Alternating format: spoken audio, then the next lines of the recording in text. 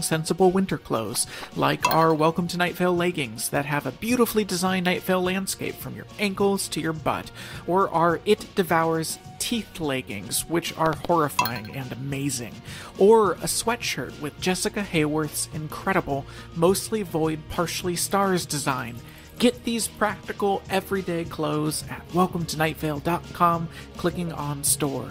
We're constantly adding new stuff and taking out old stuff, so if you see something you like, grab it, because it might not be there for long. And hey, thank you. We make money the old-fashioned way. We chemically convert lead into gold. Welcome to Night Vale.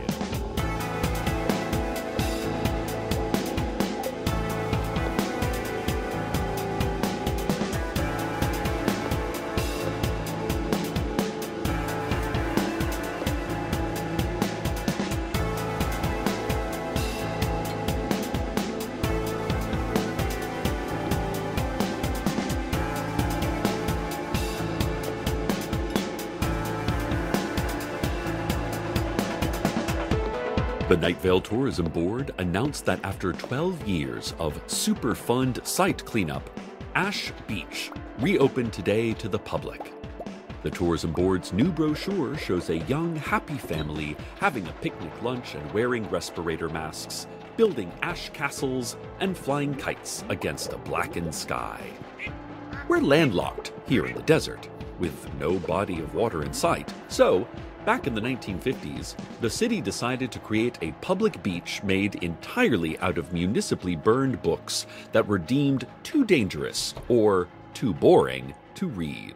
Carlos and I are so excited about the reopening of the beach. We're already planning a trip in the next few weeks with the family.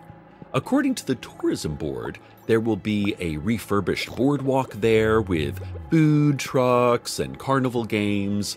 Beachgoers can stroll down the pier and watch the surfers lie on their boards as we all wait for the oceans to rise dramatically enough that Night Vale finally has a waterfront. This Friday night, Dark Owl Records will be holding an album release party for Stevie Ray Vaughan's newest album called Beyoncé, which is a collection of instrumental covers of Leonard Cohen's greatest hits. Vaughan's unique approach to music has always been to eschew instruments altogether and simply read the name of each chord aloud. Vaughan will be at the store taking selfies with fans and asking everyone how he got here and why he cannot hold tangible objects. Sunday at the Rec Center is the annual gun show sponsored by the Night Vale chapter of the NRA. All patrons receive a free trucker hat that reads, "Guns don't kill people unless you shoot those people with said gun, and then they die. But other than that one specific situation, we've never known a gun to kill anybody." Gun dealers from all over the United States will be at the show selling handguns and hunting rifles, and telling fantastical stories about a mythical government that would try, even in the slightest, to regulate gun ownership. The first 500 ticket buyers will have their government-implanted tracking chips surgically removed for free. We're getting reports that the grand reopening of Ash Beach is going, well? Not well as in good. I mean well as in, I'm not sure what to say next. So the beach, which is completely black and not at all connected to any body of water, is apparently really hot, and beachgoers are having a difficult time getting the dark ash stains off their burning skin. Also, there are reports of hazy humanoid figures emerging from the ash. They have long, thin arms, gaping mouths with hundreds of tiny square teeth, round glowing eyes, and they shimmer in and out of visibility. Some witnesses reported hearing faint clicks and crunches, like someone rapidly chewing eggshells. Amber Akinyi and Wilson Levy are celebrating their first wedding anniversary at Ash Beach today.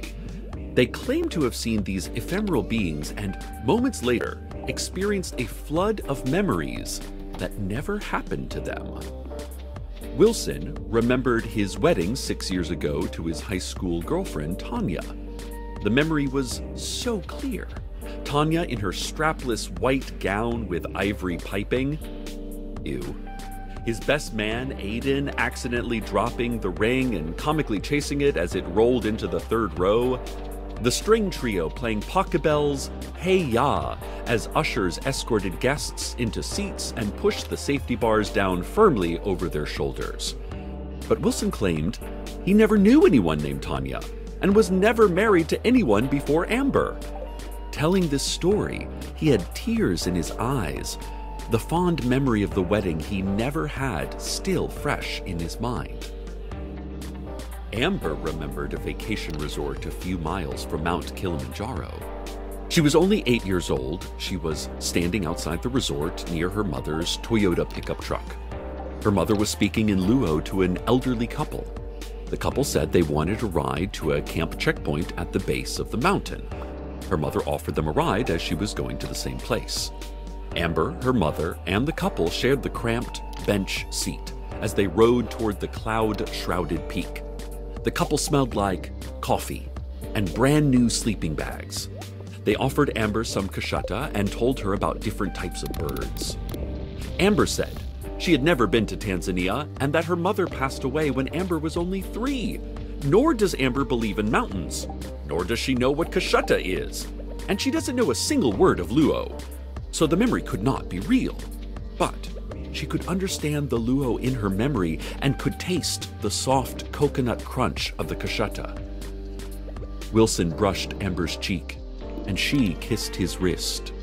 They both cried quietly as they laid out some small shovels and buckets, rubbed UV protective lotion on their arms, unfolded beach chairs, and erected a large umbrella. More on this story as it develops. Good news, listeners.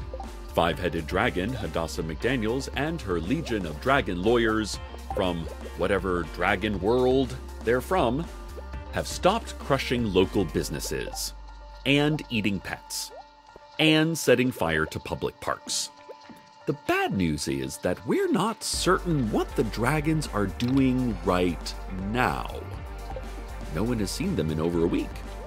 It's like when you see a spider and then you turn your head, and when you look back, that spider is gone.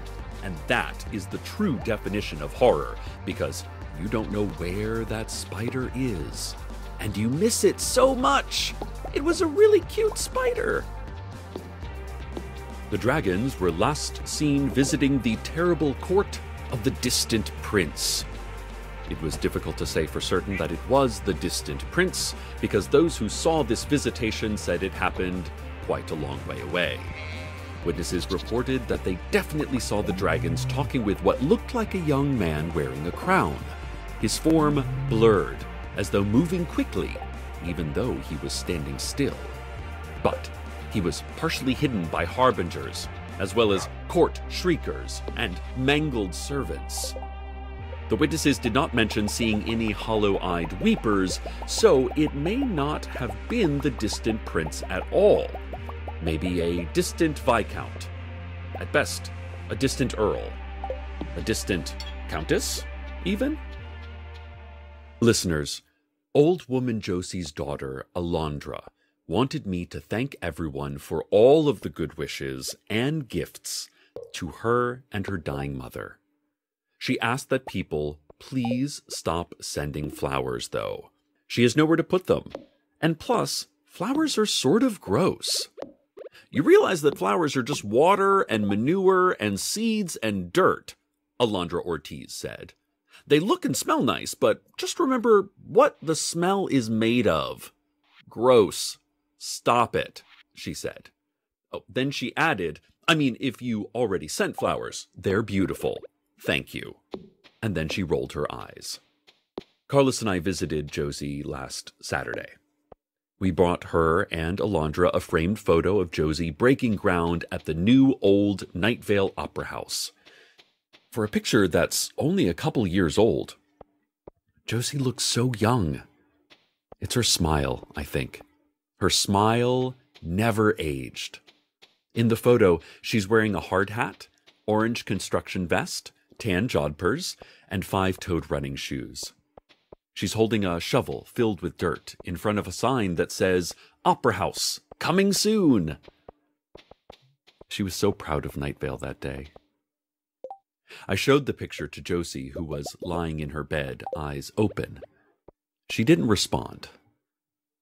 I wished I had visited sooner, but I was glad to have seen her again before she leaves us. Carlos patted her hand, and I kissed her forehead. I said, "Josie, Carlos and I love you, as does Alondra, as do all of the angels." And at this point, I heard the citywide angels acknowledged sirens go off, but I didn't care. There were angels all over her house. There have been for years, and I'm sort of tired of pretending they're not there. "The angels love you and will take care of you, Josie," I said, loudly over the sound of the blaring sirens, and I think I saw that young smile gently touch the corners of her dry, pursed mouth. In lieu of flowers, might I recommend donations to the Opera House in Josie's name, or any place that supports the arts? Nothing would make her happier.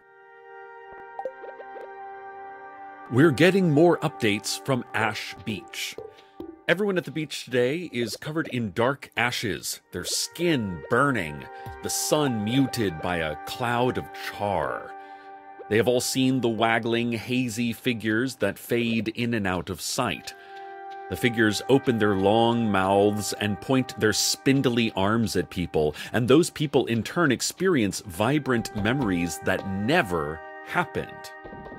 Frances Donaldson, manager of the Antiques Mall, said she remembered winning a silver medal for figure skating in the Olympic Games, but she's never even seen ice in real life. Green Market Co-op board president Tristan Cortez said when the figures on the beach pointed at him, he remembered being lost in the wilderness with a golden retriever friend of his. They were soon joined by a Himalayan cat. They were all homeward bound, sharing an incredible journey together. But that never happened. Tristan said it was actually a bull terrier and a Siamese cat, and that this new memory is false. John Peters, the farmer, said he had a striking memory of his brother, Jim. The memory was from only 2 days ago. Jim was cleaning out the tractor shed with John. John said it was unusually warm for late winter, and they were both getting tired. It was almost noon, and John wanted to break for lunch, but Jim said, "Hey Johnny, look at what I found." John said Jim held up an old football. "It's from when we was kids, Johnny." Jim said of a memory instigated by a physical object inside John's memory from today of something that didn't happen earlier this week. John and Jim went out into their untilled fields of imaginary corn and tossed the ball around for nearly an hour. John said he wished this memory was real. His brother's been off serving in the Blood Space War for nearly 40 years now. He probably ain't even arrived at whatever planet he's supposed to fight yet. What with the destructive limitations on matter as it approaches the speed of light, John said, sadly reminiscing about his long-lost sibling. "I bet they gotta be in a kind of frozen space sleep or something like in that documentary, Aliens," he added. Listeners, if you're at Ash Beach, try not to look at the thin beings coming up from the ashes. Hide from their pointing hands. And above all, do not trust the memories they fill your mind with. They are untrue. They are fever dreams. They are lies. Wait, in fact, I'm just now getting word from witnesses that large waves are crashing down on Ash Beach. There's no indication where the water is coming from, as Night Vale, again, is in a desert. Some beachgoers began tearing hoods off cars and using them as surfboards. Someone has spelled out, "Help! Lost!" in seaweed, but the crashing waves washed it all away.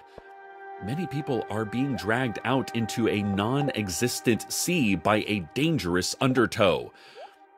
Where is this water coming from? Until we know for certain, stay away from Ash Beach. More soon, but now, the weather. Yeah.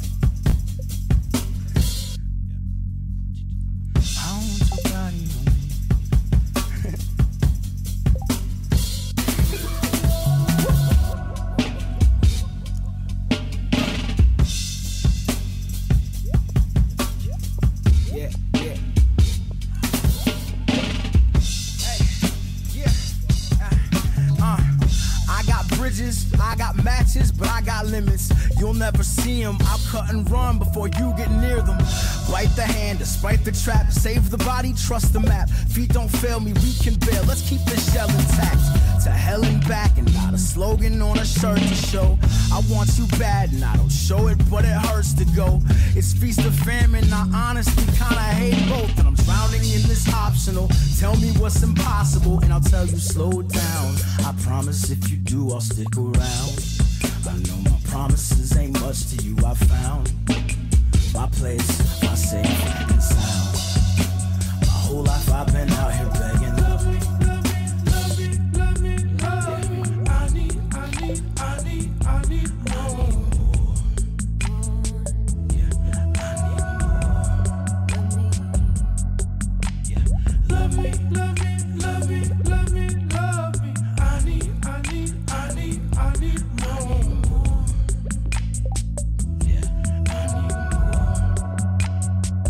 Yeah, I got bricks, I got mortar, this clock is ticking. She sits sufficient outside my mission, wishing I'd listen. And I do, but I don't. I mean, I hear, but I won't. I am fear, she is hope personified. It's war to start, boarded up, just hoard the heart. Trust is fleeting, she can be that demon eating, leaving me wide open, bleeding, torn apart.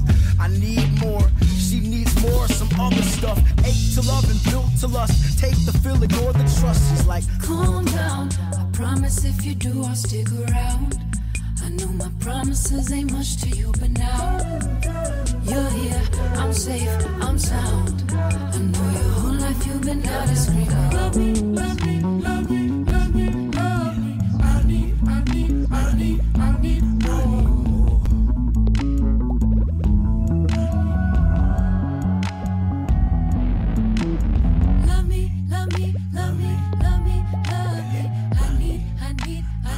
I need more.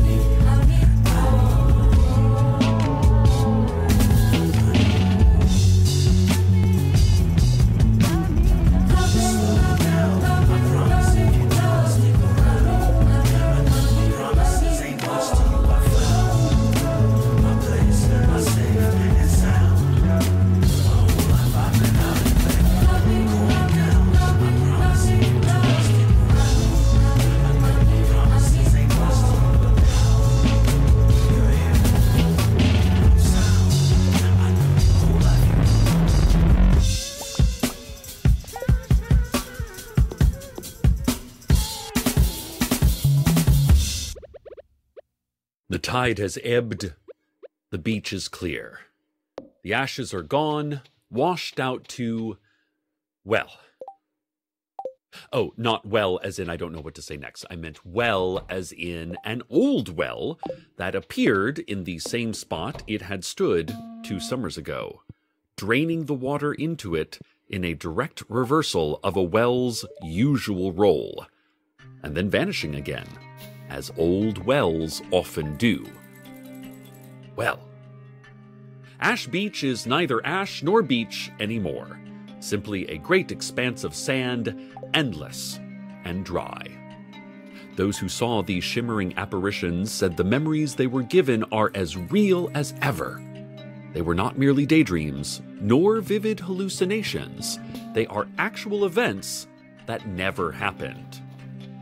Simone Rigaudot, the transient who lives in the Earth Sciences building of the Night Vale Community College, and who recently began teaching courses there, much to the chagrin of the college administration, said she was at Ash Beach today and she saw the figures. She saw their pointing, wriggling, translucent appendages. She saw their numerous flat teeth in their long gray mouths. She saw their bulbous white eyes. She heard the sound of crunching like chewing eggshells. And she had a memory. She remembered the college campus. She remembered it was 1983. She remembered students with boomboxes, Trans Am muscle cars. She remembered the news anchors that day, Tim and Trin, with their feathered hair, double Windsor neckties, shoulder pads, and deep maroon nail polish. She remembered the news of missiles already launched, apologies for a miscommunication, a mistake in a training drill. Apologies not accepted. Missiles launched to retaliate. She remembered the news anchors Tim and Trin trying not to cry, trying to report the news.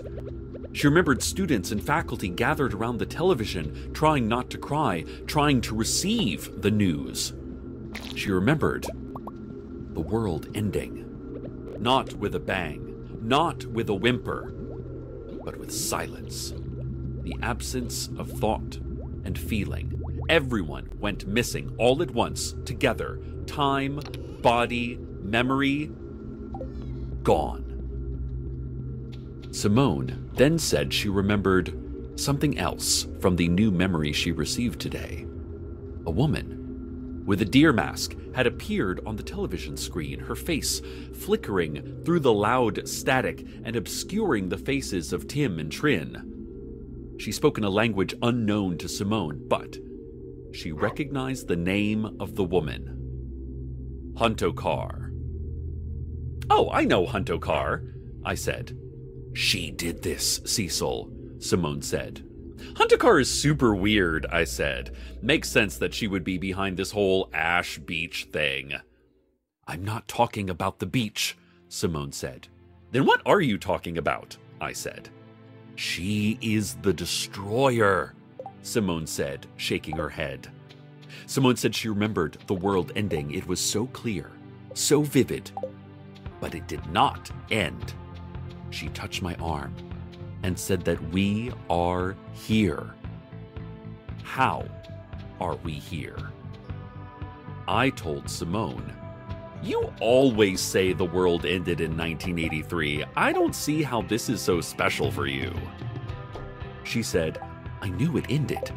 I just couldn't remember it ending. Now I do. The world ended, Cecil. I saw it on the news." "Oh, then it must be true," I said. "Are you being sarcastic?" she asked. "Why would I do that?" I replied. "I still can't tell if you are or not," she said, eyeing me suspiciously. I don't understand what she was getting at. Whatever our truth, Night Vale, you can feel your body, hear my voice, see the sunlight through dissipating ash clouds. I do not know if we are real, but we are alive. We are tangible, feeling, and whole. Stay tuned next for the sound of something trying to dig its way out of your chest. Good night, Night Vale. Good night.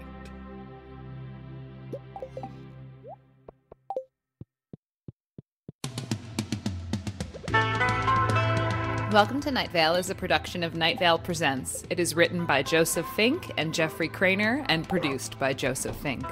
The voice of Night Vale is Cecil Baldwin. Original music by Disparition. All of it can be found at disparition.info or at disparition.bandcamp.com. This episode's weather was Faded by POS. Find out more at doomtree.net/POS. comments, questions, email us at info@welcometonightvale.com, or follow us on Twitter @Night Vale Radio, or hold a self-addressed stamped envelope out your front door until the wind takes it. Check out welcometonightvale.com for more information on this show, and remember to tell folks about podcasts and how much fun podcasts are. And while you're there, consider clicking the donate link. It's how we get to keep making podcasts. Today's proverb: if you're not wearing a denim vest, then this conversation is over.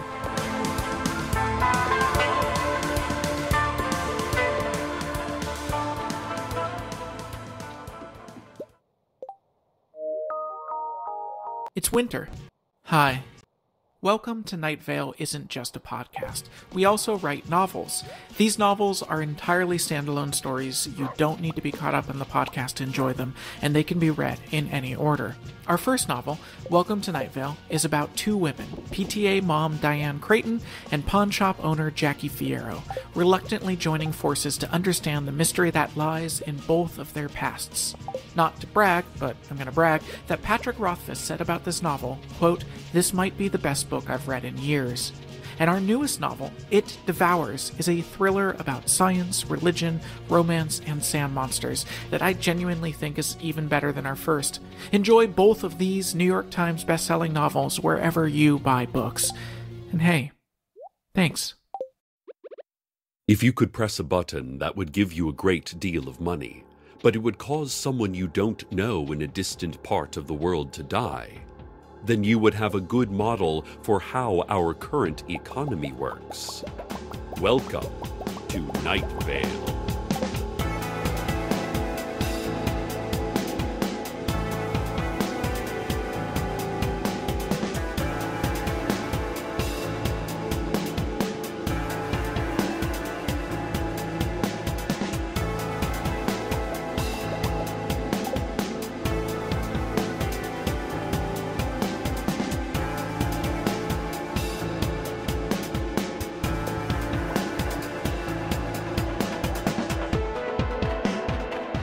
To start off, the story that everyone is talking about.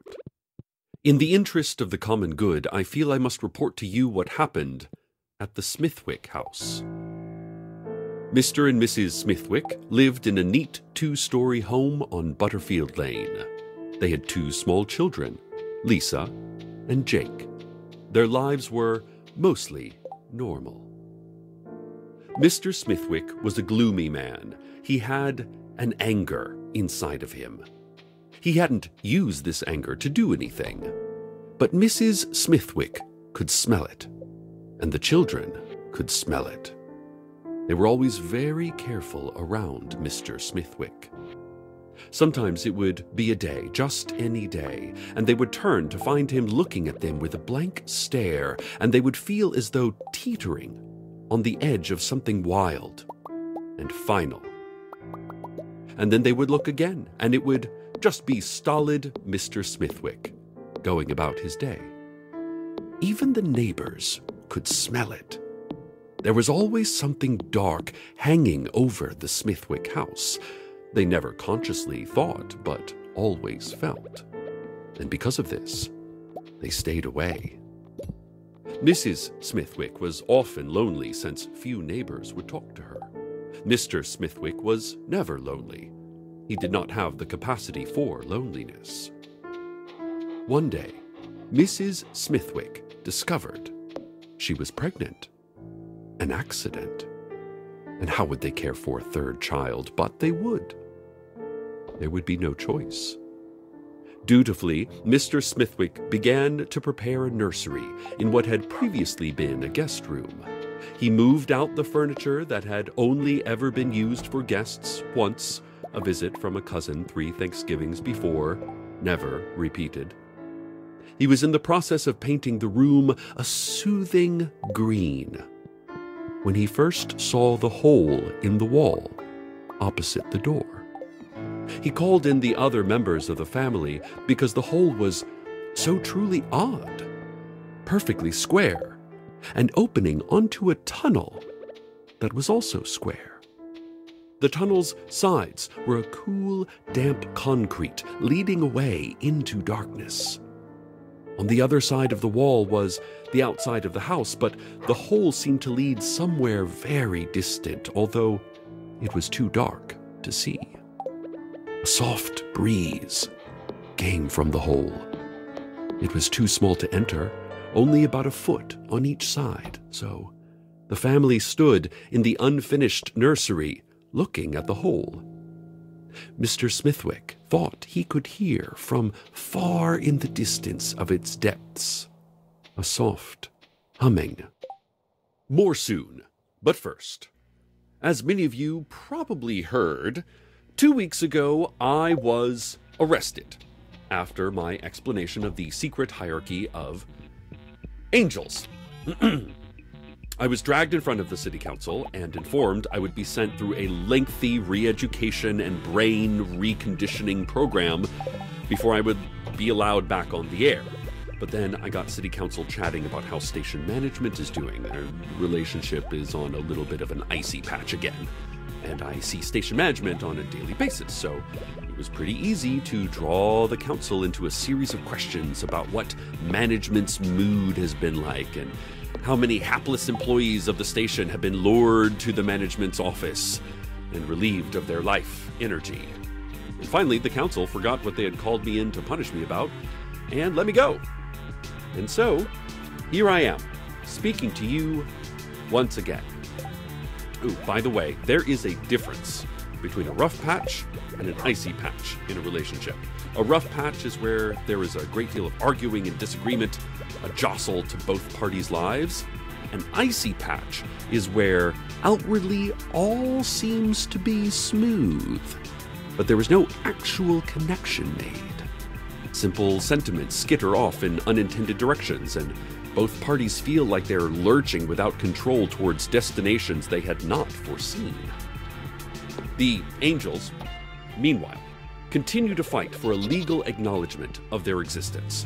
They've been protesting outside City Hall, blocking the entrance. Now, this has made life extremely difficult for City Hall employees.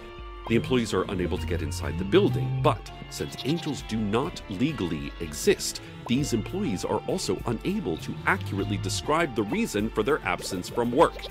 And the angels have called on all unions, including the Steelworkers Union, the Taxi Drivers Union, the Tree, Shrub, and Moss Union, to join them in a general strike until the denial of their basic identity is finally purged from the books of law. And now, your Children's Fun Fact Science Corner. Today, we will look at birthstones. If you were born in January, your birthstone is the garnet. If you were born in February, your birthstone is also the garnet. You have to fight with January to see who gets to have the garnet. Whoever wins gets to be born. That's how birth works. If you were born in March, your birthstone is, that's right, the garnet. This is going to be a brutal battle for that stone. If you were born in April, your birthstone is flat and gray and sits next to a pond. It is dusty and warm in the sunshine, and if you put it against your cheek, it would feel like taking a long walk on a nice day. If you were born in May, your birthstone is cemented into the wall of a rich person's indoor shower. This stall has several different shower heads and built-in surround sound speakers, and your stone is near where the person's butt usually goes. I'm sorry to have to inform you of this. June, your birthstone is this one that I have in my hand. If you want it back, then you'll need to listen very carefully and do everything I say. July, you don't have a birthstone. You have a birth rock. It's in a park in San Diego, and children sit on it to tie their shoes. August, your birthstone is in space. A shard broken off of an asteroid that is spinning away from the sun. Thousands of years from now, your birthstone will leave the solar system. September, your birthstone was swallowed by a little boy who is very sorry about having swallowed a stone. Swallowing a stone is uncomfortable and dangerous. A lesson that little boy is learning now. October, Your birthstone was buried by drifting soil thousands of years ago. It will never again be uncovered. November, your birthstone is falling from a great height. Soon it will land. I hope it will not land on anyone, but then life has no guarantees. December, your birthstone is a dump truck. You may correctly notice that this isn't a type of stone, but you may also correctly notice that at least you didn't get stuck fighting over a garnet. This has been the Children's Fun Fact Science Corner. And now back to what happened at the Smithwick house. A few days after the discovery of the hole, Mrs. Smithwick disappeared. She did not pack any of her clothes. There was no sign of violence. She was just gone. The children, Lisa and Jake, did not cry. They were too shocked to cry. They realized, without realizing, that they had passed through a threshold that there would be no way to ever return. Mr. Smithwick called the police, who investigated thoroughly. He tried to tell them about the hole, still in the wall of the unfinished nursery upstairs, but they were uninterested in that. They wanted to know where he had been last night and if he could prove it. He had been with the children. They said so as well. The police didn't like it, but they couldn't find evidence of a crime, let alone evidence that any specific person had done a crime. And so, they left. Mr. Smithwick took the children to school on his way to work. He made dinner that night. He felt as though he should be searching for his wife, but something in him did not seem to find that urgent. Instead, he went into the nursery, painted a green he now found overbearing. The hole was where it had been before.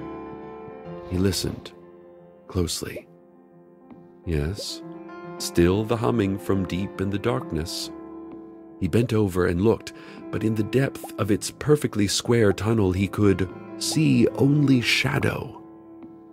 Then there was a gurgle and movement coming toward him, and he stumbled backwards, and a stream of clean, fresh water began to pour from the hole. And now, traffic. I have never seen snow in person, and yet I can taste it. I know its bite, but I have never felt it. We go places we never go. We achieve what we do not achieve. This is the power of imagination. Is imagination a blessing or a prison? Would I be more driven to seek out snow if I could not imagine snow? If I could not project in my stomach what a ride down a hill might feel like, would I be compelled to seek out a slope and a sled? Does imagining make me less likely to act? Here is what I think. Imagination might hold us back, but the exchange is worth it. By imagining, I can experience things that not only haven't happened, but couldn't happen. For instance, I will imagine an event now. A creature with a long forehead and wide golden eyes on the planet Zardoz, in a galaxy that is not even visible from our galaxy. This creature, who is named Urzdon, is on trial for the crime of having viewed the sacred animal, Tom, pet of the Queen of Zardoz.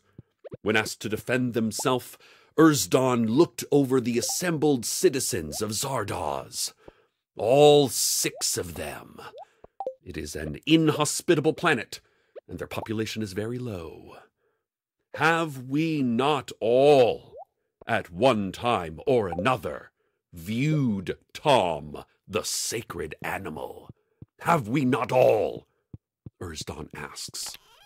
It turns out they have not all. No one has ever seen Tom before, not even the Queen, and the Queen is annoyed at this, and Urzdon is tossed off a cliff, and the population of Zardoz is now 5. What would our lives be without the ability to imagine nonsense like that? Anyway, there's a patch of falling snow on Route 800 that scientists cannot explain, given that the rest of the region is currently in the usual early spring heat wave.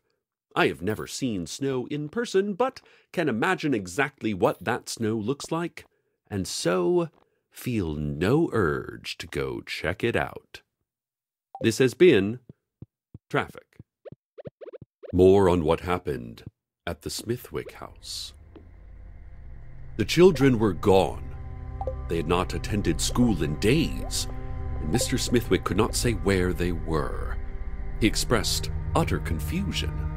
The police did not believe this and arrested him. He sat quietly in his cell, and when they were forced to let him go because there was no evidence of his involvement, he quietly went home. The neighbors avoided him, but they had always avoided him. The police left a car outside his house indefinitely. He went about his days as he always had. He made breakfast. He went to work. He made dinner. He went to bed. His wife and children were missing. He did not look for them. Instead, he went each evening into the nursery, where the hideous green paint on the wall now seemed an act of violence upon him. And he sat cross-legged on the floor, looking at the hole. The air coming from within it was cold, like air from a cave.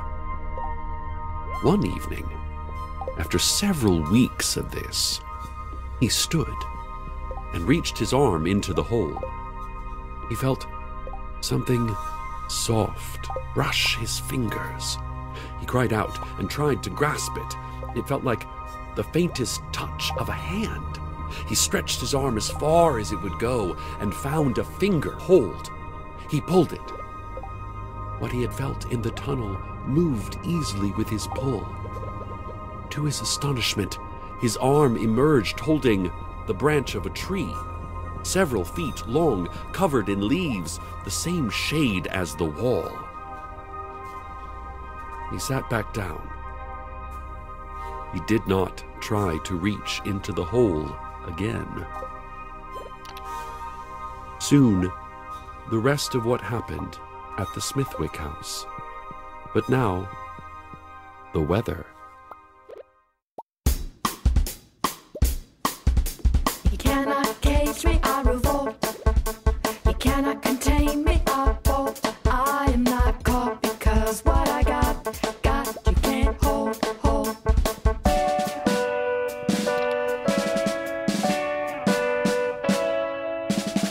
At the beginning, at the wilderness, the wildness was obvious. From the moment you saw me, you should have known. In the dirty snow, holding my own. You cannot cage me, I revolt.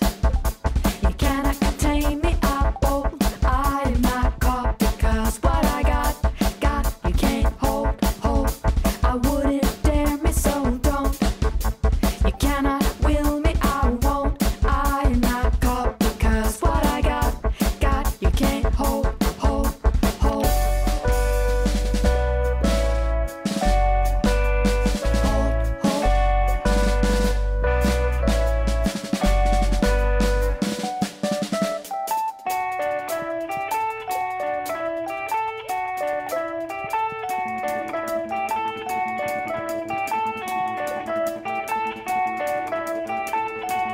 I can't help pinching an audience. This naughtiness is glorious. You love me because of this wildness is tenderness. With every bite of my teeth, I'm showing you best how I love you back without bitterness. You cannot cage me, I revolt. You cannot contain me, I bolt. I am not caught because what I got, you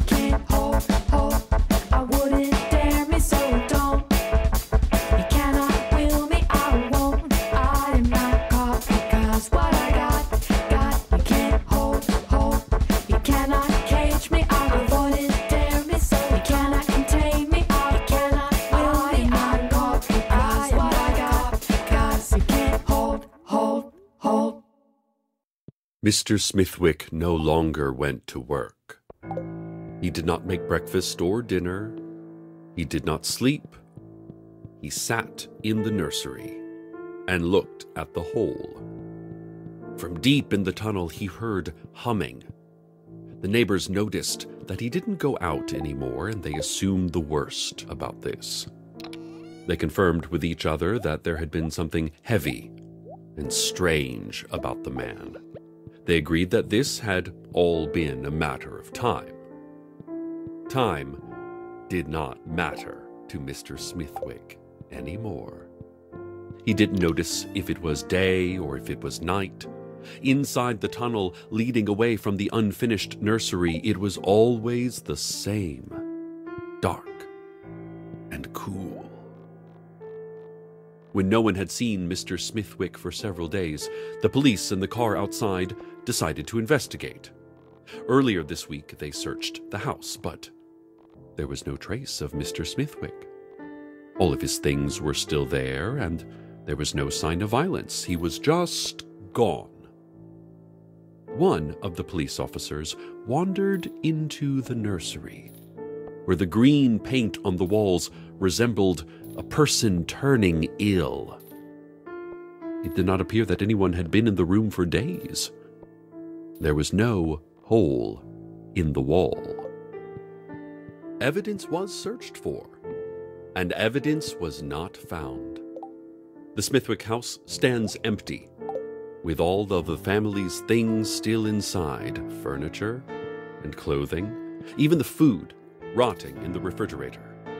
The neighbors still shake their heads and say that this just goes to show, although none of them understand what it went to show. And that is what happened at the Smithwick house. If there was anything to be learned from this, I refuse to learn it. Carlos has called into the station to let me know that he's thinking quinoa bowls for dinner. Also to remind me that the Dancing on the Stars finale is tonight, and also to say that what happened at the Smithwick house happened a long time ago, and he has no idea how it happened again. And I told him that this is definitely the first time anything like this happened in Night Vale. I mean, I would have remembered something this weird happening in our quiet little town. But he insisted that he studied the Smithwick case already almost 4 years ago. He doesn't understand how the whole incident could have repeated exactly as it happened before. Reality doesn't allow for that, he said. Well, I suppose there's no accounting for reality. Stay tuned next for a look back at your life, featuring the most embarrassing moments and biggest failures, hosted by your own brain. If you missed this showing, don't worry. It plays on a nightly repeat. Good night, Night Vale. Good night.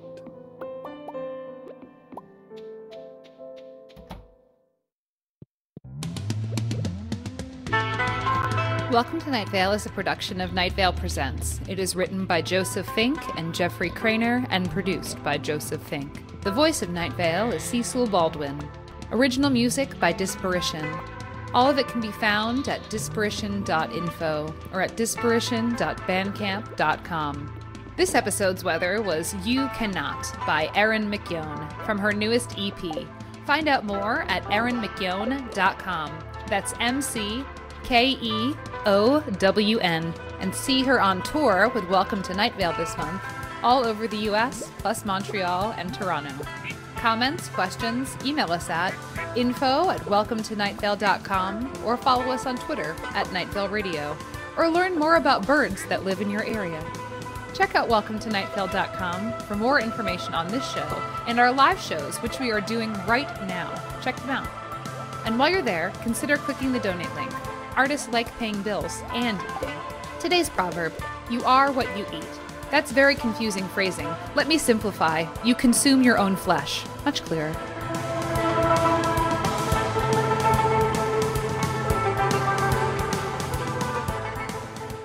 Welcome to Night Vale isn't just a podcast. We also write novels. These novels are entirely standalone stories. You don't need to be caught up in the podcast to enjoy them, and they can be read in any order. Our first novel, Welcome to Night Vale, is about two women, PTA mom Diane Creighton and pawn shop owner Jackie Fierro, reluctantly joining forces to understand the mystery that lies in both of their pasts. Not to brag, but I'm going to brag, that Patrick Rothfuss said about this novel, quote, "This might be the best book I've read in years." And our newest novel, It Devours, is a thriller about science, religion, romance, and sand monsters that I genuinely think is even better than our first. Enjoy both of these New York Times best-selling novels wherever you buy books. And hey, thanks. Why do birds suddenly appear every time you are near? Tell me more about your special bird powers. Welcome to Night Vale.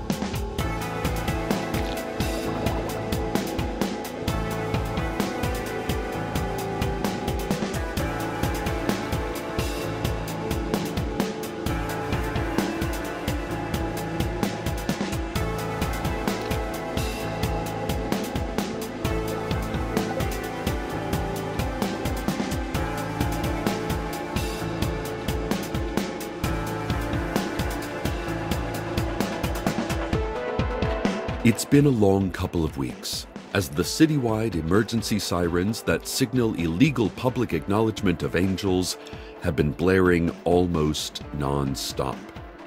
But, in spite of these archaic laws, I've been shouting, "You're an angel," at beings who look like angels, and then making my most friendly finger-pointing gesture. The beings who call themselves angels, because that's what they are, have begun filing the paperwork for official existence. The angels are still at the Hall of Public Records downtown waiting in line. They have made it to the front of the line 3 different times, but each time they were told they were missing a key form of ID or pre-application paperwork, or that the cameras could not record their image. They weren't told this using words. The records hall clerk just stabbed their paperwork repeatedly with scissors and then got a massive nosebleed, which is how they know their application was declined. Other citizens waiting have grown restless. As they do not acknowledge the existence of angels, the next person in line keeps walking up to a seemingly empty window only to be brushed away by a clerk or an angel. These citizens have begun shouting and grumbling and curling into little balls and sobbing as large glowing cracks appear in the ceiling. It's been several days of waiting in line for the angels. We'll check back in on them soon. Oh, I have a new intern, listeners. He's a fine-looking young man with a beautiful voice. I think he'll have a great future in radio. I've been trying to ask him his name or who hired him. I certainly don't remember beginning the search for a new intern. He just appeared this morning and started working without a single word, which is the most professional behavior for anyone beginning a new job. Well, he seems hard at work, even if every time I address him he doesn't notice me. It's great having a competent replacement for Kareem, even if I have no idea how this new intern got here or who he is, as long as the filing is getting done. Alondra Ortiz, daughter of Josefina Ortiz, who passed away last month, has carried on her fight against the Angels. The Angels are claiming ownership of old woman Josie's estate, since they live with her and helped her build the many artistic monuments and cultural foundations around town. Alondra said she doesn't care if angels are acknowledged or not. If they want to be recognized, fine. But Alondra and her lawyer, Emilio Tavares, have filed motions to maintain ownership of Alondra's mother's home, belongings, money, and memories. Just because a bunch of imaginary tall people with wings helped Josie change the light bulbs from time to time, Tavares said, that's no reason they are considered next of kin. Tavares told Judge Siobhan Azdak, if they don't exist, you must get kissed. Judge Azdak replied, Emilio, it's been 4 years. I'm remarried. We're done, okay? The Angels have hired five-headed dragon Miriam Edelman as their counsel, who issued a literally scathing response. Alondra is now suing Edelman and her team for medical bills resulting from second-degree burns. Alondra has already put Josie's home up for sale. She is willing to offer rebates for pre-existing damage, such as a series of large, glowing slits in the walls that lead to rooms that aren't possible, according to the official floor plan, nor the laws of physics. These rooms range from a 17th century ballroom to a crow's nest on a modern Navy destroyer to the space shuttle.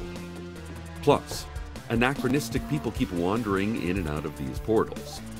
She added, on second thought, since the house has more usable square footage than originally anticipated, and because there appear to be current renters, she's raising the sale price. So, I just sent my new intern to go pick up some lunch. Or at least I said, excuse me, young man, whose name I don't know yet, who I only think works here. Can you go grab me a Cobb salad with extra whipped cream and pencil shavings from the Missing Frog salad bar? He didn't say yes, nor did he ever seem to see or hear me, but he did look really frightened and ran from the room crying, which was such a polite and respectful gesture to his superior. What a nice young man. Dress is kind of weird, though. So early 80s, with his double Windsor striped tie, polyester coat, and aviator goggles, just like we all wore back in the day. I suppose most things eventually come back in fashion. Well, I can only assume he heard my lunch order. I'm starving. You're starving? Try not having a mouth. Oh my God, you scared me. Listeners, we have an unplanned visit from the faceless old woman who secretly lives in your home. Or I guess in this case, your radio studio while you're still on the air. Cecil, we need to talk about the distant prince. Few dare to speak of him so as not to draw his attention. What do you know? His harbingers are here. They are prepared to announce his arrival with their long, toothy beaks. Their stomach eyes see all. They've been rehearsing this announcement in their room at the Hampton Inn on Route 800. They've been writing and rewriting their grand pronouncement and teaching it to the court shriekers to shriek out to all of Night Vale. What does that mean? What? Shriek? It's like a painful yell. Like this. Meanwhile, the mangled servants are gathering the ears of important Night Vale politicians. Gross. Right.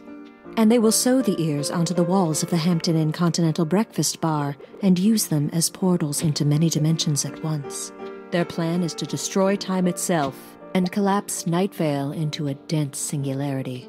Why do they want to do this? It was suggested to him by a nice young woman from out of town. What young woman? She... The woman from Italy brings fun and jest, consuming all souls until none are left. Distant Prince and she planned a terrible plot, destroying all that is until all is not. I met her in dreams and found a dear friend, a woman a mortal mind can't comprehend. No god controls her, no physics can hold her. She'll set the world afire, but leave you all colder. Yeah, she and I are best friends now. She's a lot of fun, really good poet. I gotta go. Steve Carlsberg is back home, and I want to stand behind him in the mirror when he bends down to wash his face. His shrieks are the funniest. Oh, dumb old Steve. Be nice, okay? We're getting reports that a dense fog is now pouring from a giant glowing slash in the sky above the rec center. Some pteranodons have flown out of it, as well as a commercial airliner, and those who enter the fog reported hearing shouts, blood-curdling screams, and even the echo of drums. But there's also the Battle of the Bands sound check happening right now at the rec center, so it's probably just that. Either way, keep a close eye out for these apparent tears in the fabric of our reality. Also, go check out the Battle of the Bands. I think Diane Creighton's son, Josh, and his boyfriend, Grant, are organizing that event. And now a word from our sponsors. Today's show is brought to you by a gray pigeon, whispering to you from your neighbor's backyard. The pigeon, his name is Alfonso, is telling you that you are the one true God, and that he wants you to bring it a body part, a human body part. Doesn't matter which part, just do it. Soon. Time's almost gone. The Bible was wrong, the pigeon added. Suddenly, from your right shoulder, there never was a beginning. This has been a word from our sponsors. Reports continue from the last few weeks of people all over Night Vale experiencing false realities. The most believable visions are those of tall winged beings roaming the streets and asking to borrow $10. City Council is issuing daily press releases claiming the existence of angels is impossible and illegal. City Council is threatening to no longer speak to anyone who acknowledges the so-called angels. You are uninvited to our birthday party. Today's press release reads, "Too bad. There will be karaoke and mini golf. Your loss, Angel Acknowledger." A series of fissures in reality have begun to open up, revealing truths that should never have existed. Like the 12th century Scottish castle sitting atop the Staples over on Galloway. Frances Donaldson at the Antiques Mall reports suddenly knowing how to play the piano, when before she only knew how to play keyboard. Larry Leroy, out on the edge of town, came home to find his wife, Chrisette, mowing the lawn, but he was never married. He last saw Chrisette in high school, when they were both in the lurching band together. And Fire Chief Ramona Encarnacion said she found a rock in the shape of Harry Styles' liver. "I don't know how Harry is getting by without his liver," Encarnacion said, or given how much mud was on this thing, how he was ever getting by with it. Night Vale. Beware the untruths which attempt to dismantle our town. Stay vigilant. Read your journals. Look at your photographs. Do your best to remember what is real. Oh man, speaking of real, I'm real hungry. I wish my intern would get back soon with my salad. It's been forever since he... Oh, wait. He left his wallet behind. Well, strike one, new intern. How are you supposed to buy lunch if you don't take any money? Hope he has some cash in his pockets. I'm gonna be so annoyed if lunch is late. This is a pretty nice wallet. Trifold. Ooh, photo pages. Human leather. Money clip. I used to have one just like this. Maybe let's find out more about you, kiddo. Let's see. Bowling League card. Ooh, I love bowling. Young Reporters League membership. Wow. Kids after my own heart. Photos of him with a young man he could probably be related to, and is that my... Who are you? Wait, where's your driver's license? Oh God. This can't be. Listeners, here... Just... Okay, here's the weather while I sort this out.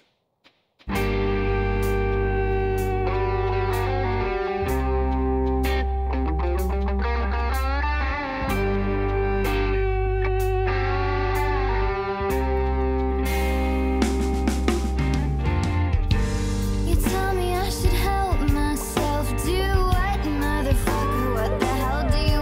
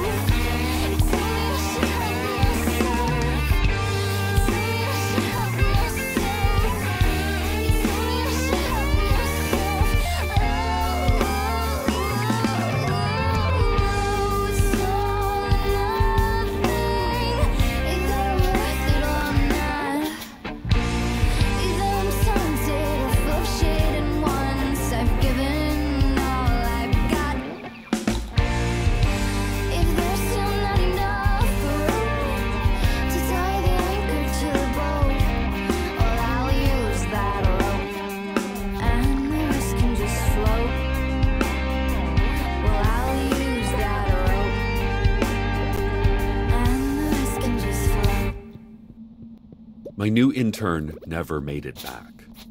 He never left. Or maybe was never here at all. Or maybe still is here after all these years. After finding my ID in his wallet, I ran out after him. But before I even got out of the building, I found him in the restroom. The door was slightly cracked, and the light was on. I heard a voice, a familiar, young voice. Leonard said if I work hard, maybe I'll be a radio presenter myself someday, said the voice. I was so frightened, but still, I looked into the washroom. He was standing in front of a mirror, looking right at himself.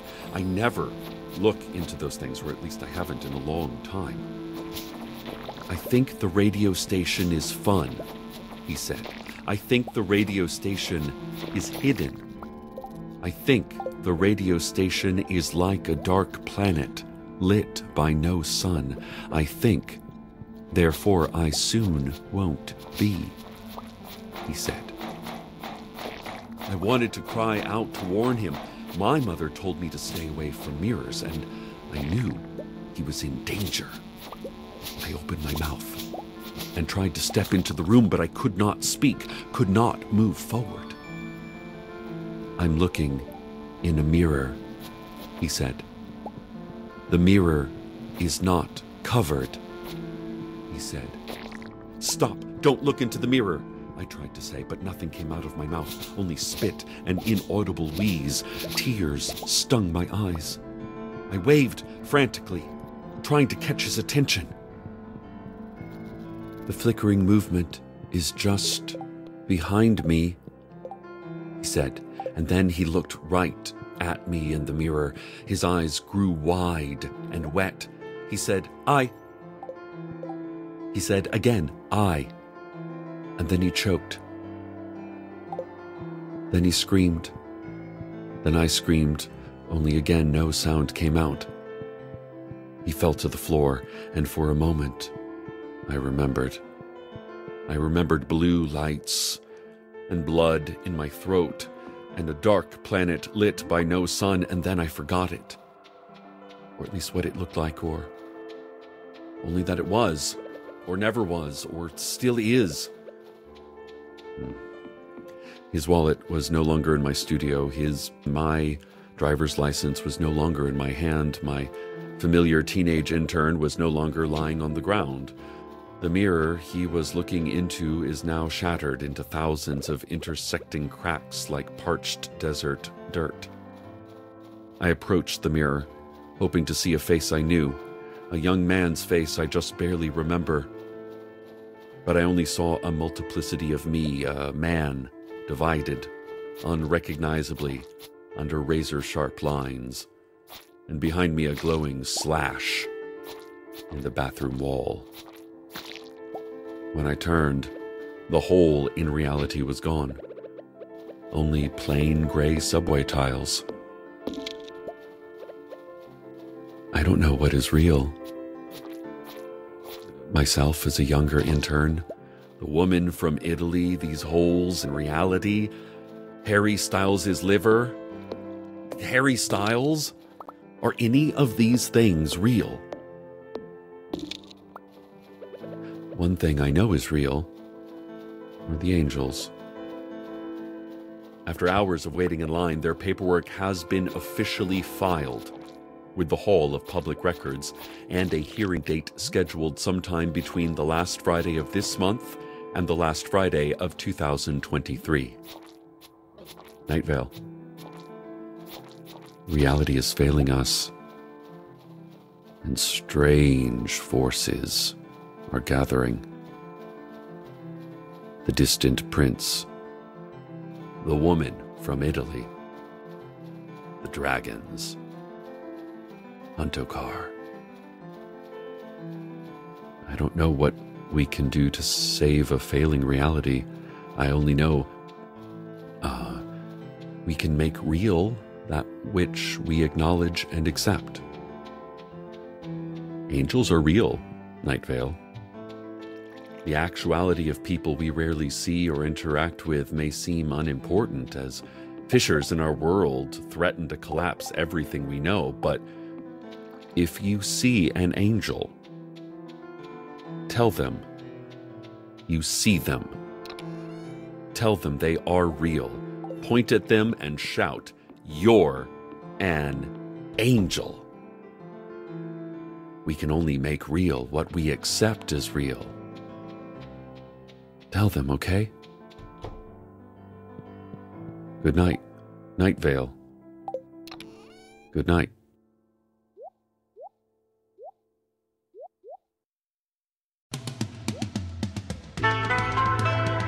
Welcome to Night Vale is a production of Night Vale Presents. It is written by Joseph Fink and Jeffrey Craner and produced by Joseph Fink.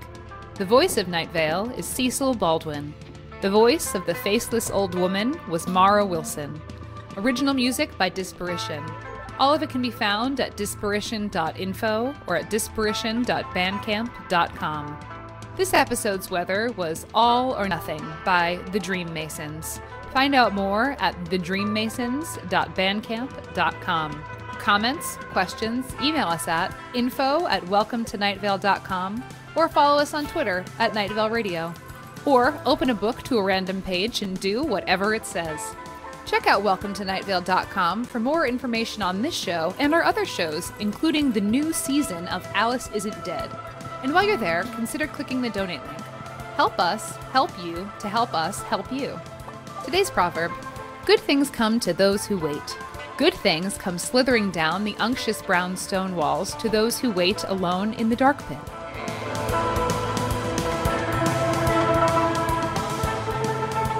Welcome to Night Vale isn't.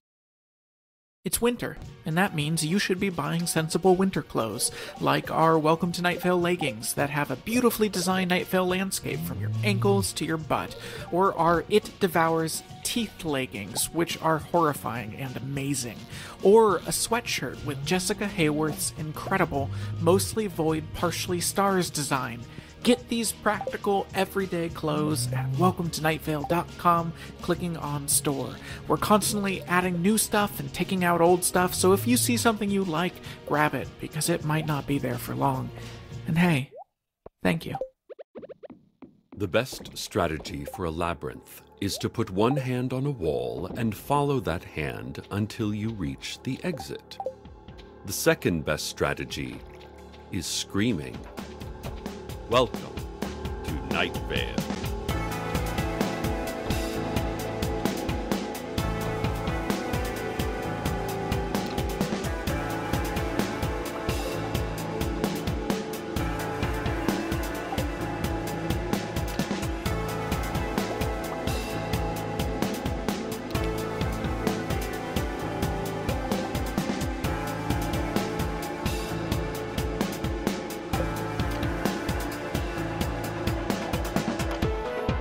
We start with our lead story, the faint popping that people have been hearing under the earth. It sounds like the mole people are making popcorn in huge numbers, but everyone knows that mole people are deathly allergic to corn, so maybe something else? City Council issued the same statement it does for all emergencies, explaining that everything's fine, that we shouldn't be worried, and that if we are worried, it probably means we did something wrong and are guilty about it. Just, what did you do? The statement asks, hundreds of times and increasingly larger fonts. Carlos is intrigued by the popping. He has taken a small task force of his top scientists, Lucia and Nilanjana, to investigate. He placed sensors in a number of locations and is trying to track the epicenter of the sound. Meanwhile, reports of strange aberrations in reality continue, with large gashes appearing in the sky and on walls all over town. Plus, nearly daily reports of false or alternative memories, which City Council, again, would like to remind you is almost probably fine. See, we even put out a press release that says everything's fine, so it's true, they said. More soon, but first, a word from our sponsors. Today's show is brought to you by Ace Hardware on 5th and Shea Street, which is a real hardware store and not merely a camouflaged snake pit. Ace Hardware is here to fit all of your needs, and while it may look like a crude representation of a store created out of leaves and trash by hundreds of animals that had to work without the benefit of limbs, trust us that we are a real store that you can really enter and will definitely leave again, alive and uneaten. Don't worry. The near-deafening hiss is the sound of hardware savings on everything, including circular saws, reciprocating saws, coping saws, and of course, hand saws. All kinds of saws are 15% off during this week's You Saw It, You Bought It sale. Come by today. We also copy keys if you need that, so again, come on by. This has been a word from our sponsors. City Council is still in conflict about the situation at Old Woman Josie's house. Old Woman Josie passed away several years ago, and we all remember her fondly. I myself never got to know her well, but those close to me say that she was a generous, kind, and incredibly clever human being, and the world is poorer without her. But it has been poorer without her for a while, and City Council indicates it is time to move forward with the planned demolition of her house for the new highway extension. The lone voice of protest to this plan is Erica, who has been living in Old Woman Josie's house since a few years before Josie's death. Erica has no relation to Josie, but says that Josie took her in decades ago. No one knows much about Erica. She is a middle-aged woman with short hair and a tattoo of an angel on her right forearm. She was visiting town when contact was cut off with the outside world. And of course, now, she cannot leave. She argues that, given that she has no way to return to the family she left behind, it would be cruel to force her out of the home she has made for herself.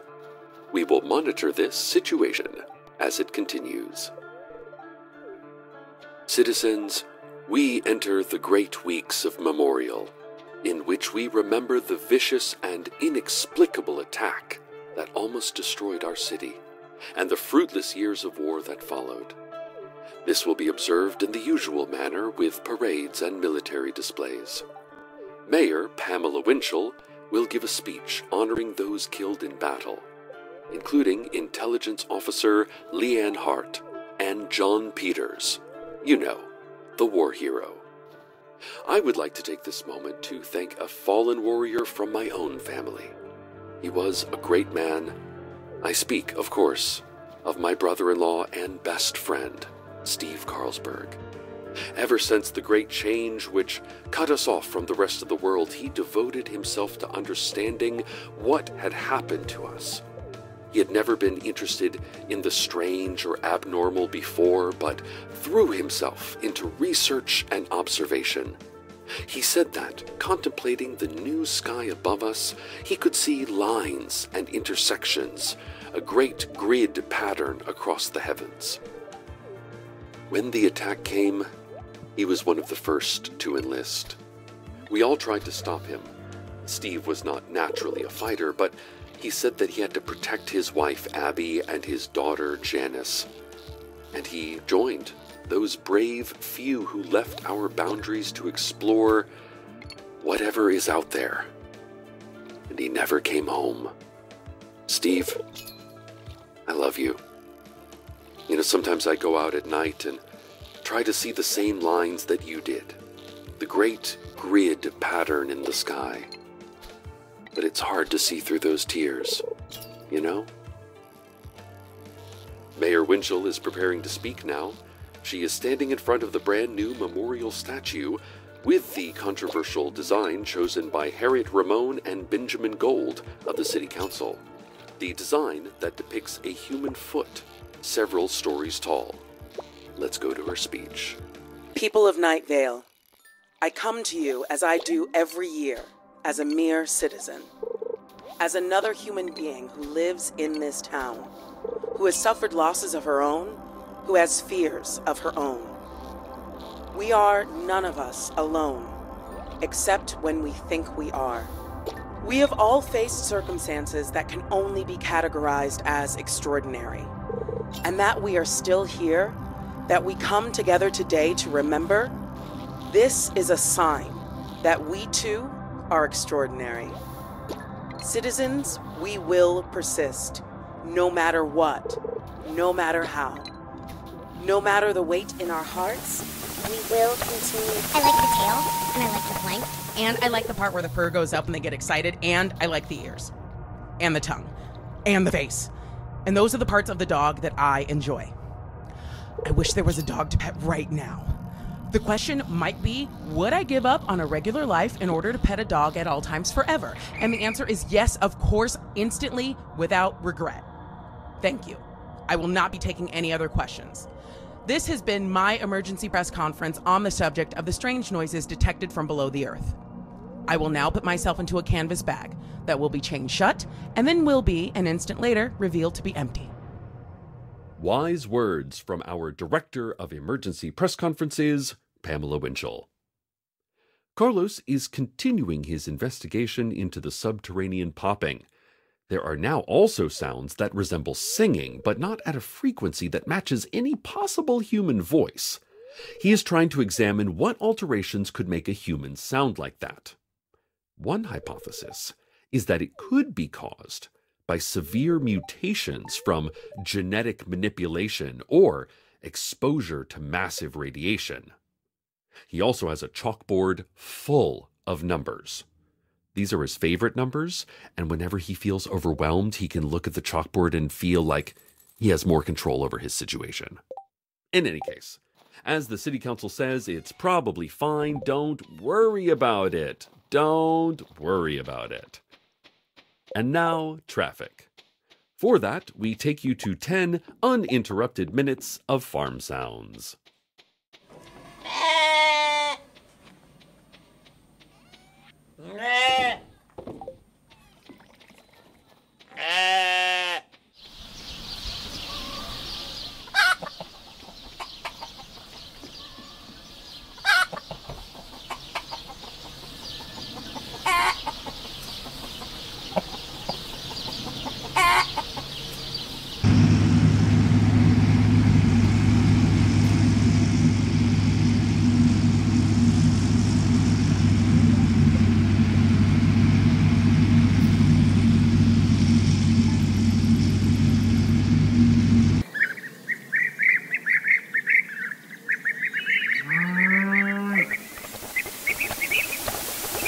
Things are looking pretty clear out on the roads.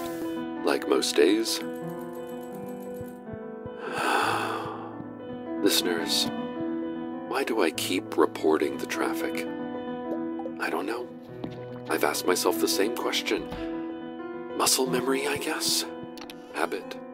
The same reason we squint when leaving our homes, as though the sun might be there this time, but we all know the sun won't be there. Nothing is in the sky anymore. And we don't have gasoline. Not since the trucks stopped coming. No more deliveries. Out on Route 800, Trish Hidge is taking a walk under the constant rolling thunder we've learned to live with. She likes to walk sometimes, in what she imagines must be the evenings, although others in town have taken those times to be the morning, and others still are asleep in the middle of their nights. She takes walks out to where the road ends, and the great slopes rise up. She stands there at the edge of town, which is now the edge of everything, and she cries. Yeah, she really lets it out. No one hears her. She just puts her hands just beyond the end of the highway and holds them there for a moment, and then she turns and makes the long walk home to a husband that is asleep because she and her husband have agreed to live by different clocks for reasons that are their own. So, that is the one bit of traffic in town, I guess. If you see Trish, give her a hug. Ask first. you should always ask first before giving anyone a hug. As the parade lines form, as we prepare to march out and remember the vicious attack against us, I am drawn, as I am every year, to my own memory of what happened that terrible day. We were starting to feel that we had reached a kind of acceptance of the great change years ago that took our sky and our connection to the rest of the world from us. And those years later, we were going about our business under that blank sky, eating at the Moonlight All-Night Diner, studying at the public library, helping John and Jim Peters in the field so that our isolated community could continue to have food. We heard the usual loud rumblings like a rock slide above us. But then, there it was, a tower of destruction, an aberration, a terrible apparition, an abomination in our absent sky. And nothing would ever be the same. And afterwards, the years of war, only recently given up as lost. What did we do to deserve all that has happened to us? First, the theft of our sky. And then, years later, the attack. Listeners, do you ever think about the moon? I was sitting outside last night and I thought, does anyone actually know where that thing went? Have there been any studies on this? I'd ask a scientist, but I've never met one in person. I've only heard of the famous scientists like Rosalind Franklin and Lisa Meitner and Hidetaka Miyazaki. I doubt a scientist would ever deign to come to such a small and isolated town as ours, especially now that it's so much more difficult to get here. But the moon's disappearance was weird, right? It was there, and then suddenly it wasn't. All the stars went too, replaced by a smooth blank. Where did the moon go? Is it somewhere hidden, watching us? If not, what is it watching instead? Is there something more interesting than us? Hey, watch us, moon. We may not always be the best show in the universe, but we try. This has been today's Children's Fun Fact Science Corner.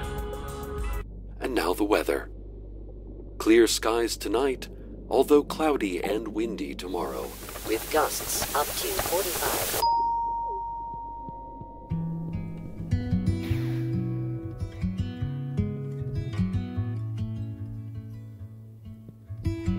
'11th century AD, a king says, "Come to war with me, and never mind, thou shalt not kill. We're dealing now with infidels." He raises high his sword, and then he charges forth with all his men, and with the blessing of the papacy, in a righteous tongue he screams the ends. They justify the means, my friends. Oh, the ends, they justify the means.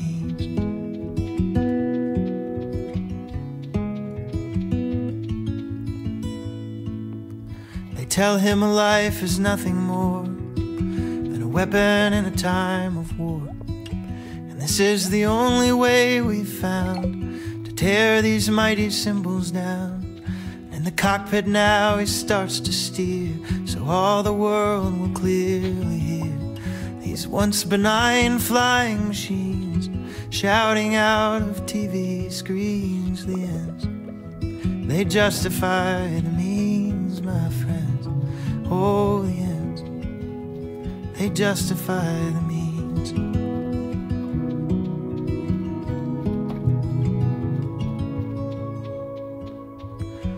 And the talking heads are shouting now, working hard to break it down.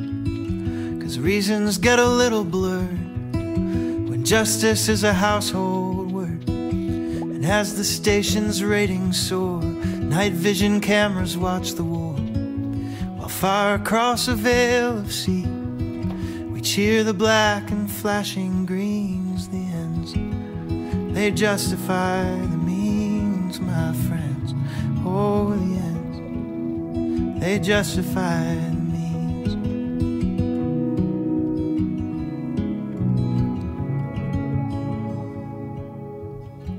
The boss looks down upon it all from his tower's windowed walls, says, I know how to play this game, and everybody knows my name. And he preys upon the people's fears and tells them what they want to hear. And they celebrate his victory on the front of tabloid magazines. The ends, they justify the means, my friends. Oh, the ends, they justify the means.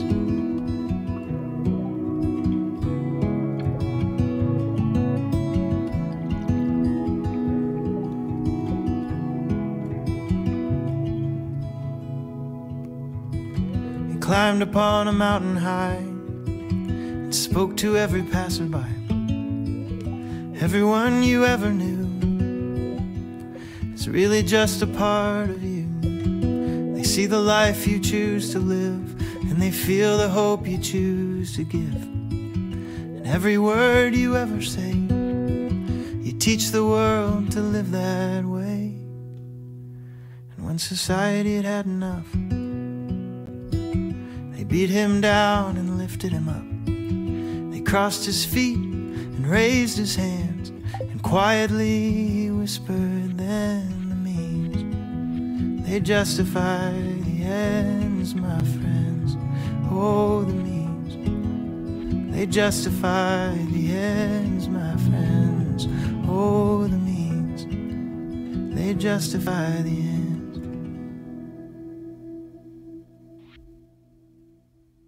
Carlos and his team have found the source of the subterranean popping noise, but it is not a place we expected any more disturbance from, and it is not a place that I am comfortable with him going. They advanced on the area, nodding to each other to confirm that their suspicion was correct, and making hand signals to indicate that they should have worked out some hand signals before starting. Listeners, I'm sick with apprehension. Carlos, just please be careful. Okay, he's approaching the source. The singing is louder than ever, strange and high-pitched. There are popping noises and a pulsing vibration. He leans cautiously out over the edge, and he looks, and yes, it is as we feared. It is the tiny city under Lane 5 of the Desert Flower Bowling Alley and Arcade Fun Complex. The tiny streets are teeming with tiny parades. There are the loud pops of tiny fireworks, and the singing, which Carlos now confirms matches the unified sound of hundreds of tiny human voices. The last time Carlos approached the city, he entered it and was attacked and almost killed by the residents.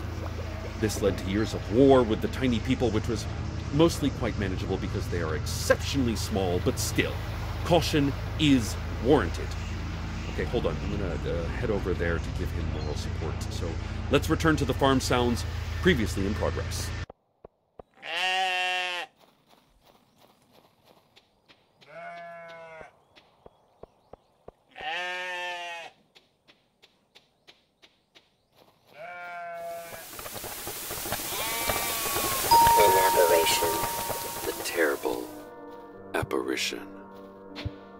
An abomination in our absent sky.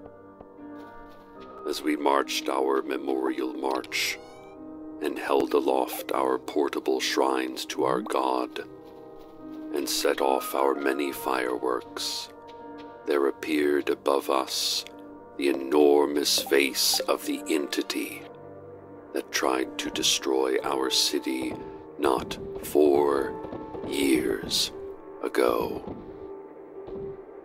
Why this great being from beyond chose to return at this moment, I'm not sure, but it leaves me uneasy. listeners. It leaves a feeling that history is bubbling back up, that perhaps another great shift is coming. Like that shift many years ago, when Huntokar the Destroyer, oh great god Huntokar, appeared to us and took our sky away. We've prayed every year to Huntokar, but she has never returned the world that we once lived in. Surely we will fade away, unable to get what we need from the outside world. Why did Huntokar do this to us? We may never know. And then this creature attacking us from the world above, with the giant foot so controversially depicted in the new memorial statue. Looking into his rich, brown eyes today, he was beautiful. Much like us humans, but of course larger, with teeth like a military cemetery, and absolutely perfect hair. No lowly mortal could ever achieve hair that perfect. The last attack from this being led to a disastrous war with these giants, one that nearly ruined our city. I hope that these powerful beings look away from us, leave us forgotten and dying, leave us cut off from the world, unless Huntokar undoes what she once did to us. Unless we finally are absolved of whatever crimes we are being punished for. Unless, at last, the sky is returned these many decades later. But until then, we will continue our great weeks of memorial, and then this fall enter into the months of the remembrance of the change. Stay tuned next for one of our most popular shows, Janelle Duarte's advice show, Hey Janelle, what did I personally do to contribute to Huntokar's anger against us? And under whatever starless, moonless sky it is we have lived under since the day of the change, good night, Night Vale. Good night.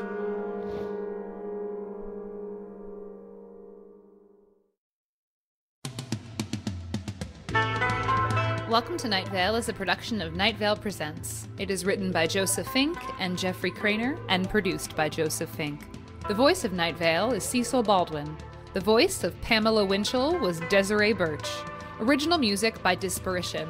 All of it can be found at disparition.info or at disparition.bandcamp.com.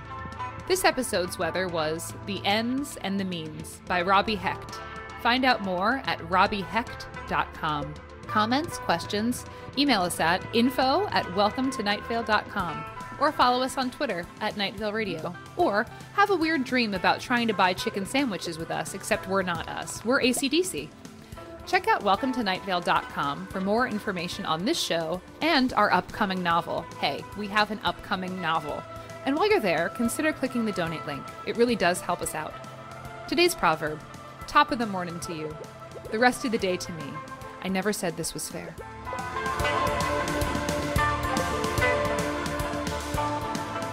It's winter.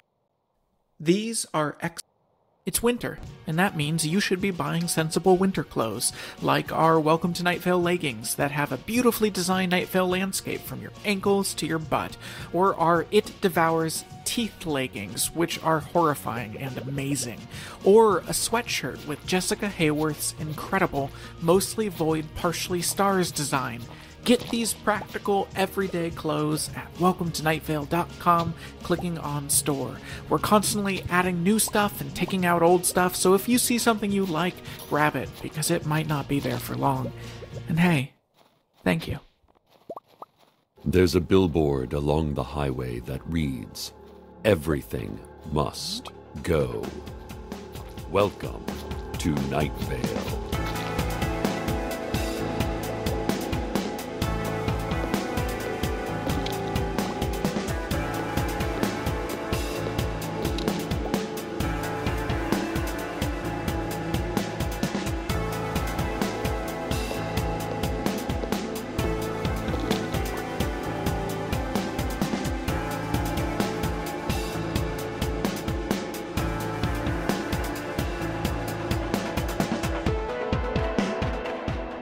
I don't talk much about my brother on this show, Cal.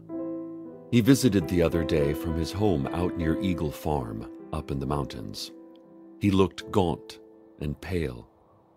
When I opened the door, he was bracing himself against the porch beam with one arm and coughing. Cal was holding a suitcase. It was old-fashioned, leather, the kind without wheels or an extendable handle. He drove to my house in a 1980 Mercury Monarch, brick red, 4 doors. The front left bumper was caved in, and the headlight, which looked to have been taped into place, had loosened again and fallen forward. I asked Cal what had happened to his car, and he said he didn't know what I was talking about. I asked about the bumper and headlight, and he said, "That's just how they make them, Cecil."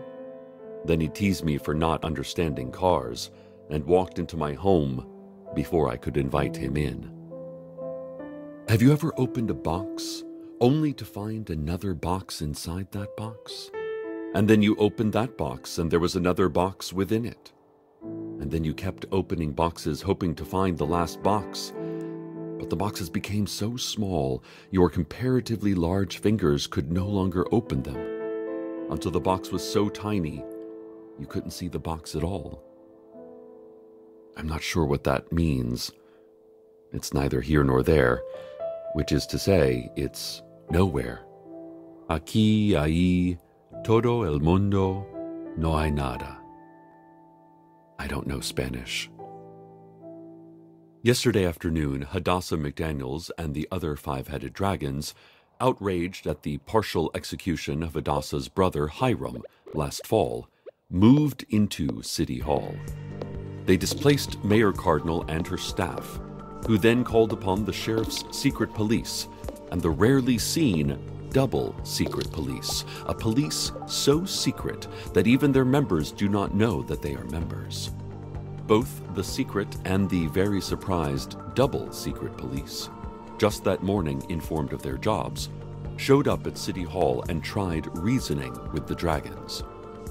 The dragons ignored the weak efforts of the police and made straight for City Council. The council climbed up to the roof of City Hall, their many sharp appendages swinging down from their single giant body, punching out windows and grabbing whatever long dragon necks they could reach. And the City Council's newest member, 16-year-old Tamika Flynn, the only member not connected to their primary form, rode on the rest of the council's back with a longbow. The dragons breathed fire upwards at the City Council, who shrieked in pain, or possibly delight. The battle ended when City Council was knocked off the roof by 5-headed dragon and private estate lawyer Dirk Andrews. The council, minus Tamika, retreated from the advancing dragons, called a lift, and sped out of town, as they are wont to do in times of crisis. Tamika paced at the edge of the City Hall lawn, cursing and thwacking a well-worn copy of Glenn David Gould's Carter Beats the Devil into her calloused palm. Above the City Hall, a long, black slit was torn into the light blue sky, and no one reported seeing the moon. When Cal entered my house, I offered him some tea, and then called Carlos to come join us. But Cal said he doesn't drink, and Carlos didn't respond to my calls. I told Cal it was just tea, no alcohol, and he said he doesn't drink anything. I peeked into Carlos's office, but he wasn't there. Nothing was there. It was just an empty room. Carlos wasn't gone. He had never been there. And for a moment I did not miss him, as for a moment I did not remember he existed. It was just an empty room, I thought casually. Cal set down his suitcase and said, "You hear that, Cecil? You hear that noise?" He pointed straight up. "In the firmament?" he said. "Do you hear it?" he repeated. I listened, and I heard. I heard paper being torn. I heard weeds being pulled. I heard eggshells crumbling. When I looked back to say yes, he was holding his hand to his mouth and lurching forward over the sink. A trickle of blood ran down the outside of his hand. I could see his tongue moving rapidly along the insides of his cheeks as he let out small grunts. He finally removed his hand and spat sharply into the kitchen sink. I heard a loud rattling in the stainless steel basin and saw 2 teeth, unbroken, root bones and all, lying in the strainer. I stared at them and remarked at how long a human tooth actually is. Cal wiped his face and hands. "Nice to finally get rid of those," he said as he tore off pieces of paper towel and wedged them into the holes in his gums. Then he asked, "You got a girlfriend or what, little brother?" In my life with Cal, I had never told him I would never have a girlfriend. In Night Vale, no one cared either way, but I felt like Cal would have. In this other reality, I was single, so I only said no. He shrugged and scratched his head. As he did, a patch of dark hair fell to the floor. We watched it fall, lilting and looping slowly downward. Which falls faster, a brick or a tuft of hair? Carlos taught me this physics riddle. It's a trick question. The brick falls faster, not because of its weight, but because a brick falling is less horrifying than the unexpected loss of even a minor part of your body. Time does not slow down for that which is uninteresting. "Better not look in the mirror," Cal said as he nervously simulated the sound of laughter. A dribble of blood ran down his chin and onto his chest. When the public library disappeared last week, no one celebrated nor mourned its absence, as we could barely remember it being there. In its place, a long black sliver of nothing, a hole in our universe near which no one wanted to go, except for Carlos, who's a scientist and wants to study everything, but I told him, no way. The pteranodons which poured out of a similar hole inside the rec center last month have taken over the barista district, building giant nests from canvas bean sacks and flyers promoting local bands and burlesque shows. Near the city hall, dozens of angels, more than I have ever seen at one time, are still surrounding the Hall of Public Records, demanding expedition of their application to be officially recognized as living beings. The angels are waving hand-drawn signs with phrases like, "Look at us." But their handwriting is so shaky as to make the typography quite distracting. So most bystanders did not notice the angels, but instead fixated on trying to read their signs. The angels are shouting, "It only works if you believe it does." But as this sentence has an erratic rhythm, it didn't catch on with many passers-by, many of whom were busy screaming and running from vengeance-minded dragons. Some even pointed into space and yelled, "The distant prince!" He's less distant than ever before. Cal told me stories of our youth, how, as kids, we would sneak out late at night and vandalize houses and cars for fun. Little things like stealing hood ornaments, or placing live scorpions in mailboxes, or making creepy ghost noises outside bedroom windows. He smiled as he regaled what was, for him, a funny story of boys being boys. But I didn't like his story. I could remember it, but I also knew it wasn't real at all. In his story, I was prying loose the aluminum ram's head at the front of a 1975 Dodge pickup with a flathead screwdriver. The truck was dark blue with tan leather bench seats. I remembered it was parked in front of a mid-century ranch-style home with a rock garden full of succulents and herbs. As Cal spoke, I could smell rosemary in the cool desert air. Cal placed his hands on his belly, and his eyes rolled back in his head. "You okay?" I asked. "It's just the after effects, man," Cal shrugged. "Hey, you remember when Mom used to take us to the library to read, but we would look up dirty words in the dictionary instead?" "Mom would have never put us in such danger," I protested. He stared at me for a moment, his head cocked sideways, an eyebrow raised. Then he lurched forward out of his seat onto his hands and knees and vomited onto the rug. We both stared at the viscous red stain, concerned. No, not concerned. Embarrassed. Let's have a look at the community calendar. This Thursday afternoon, the Faceless Old Woman and the Woman from Italy will be at the Night Vale Mall from noon to 4 p.m., offering bespoke tortures for anyone who walks by. The Woman from Italy will recite the unlucky passersby future pain in the form of a catchy poem, like, "The Woman from Italy will leave you in stitches. Not laughter, though she'll laugh.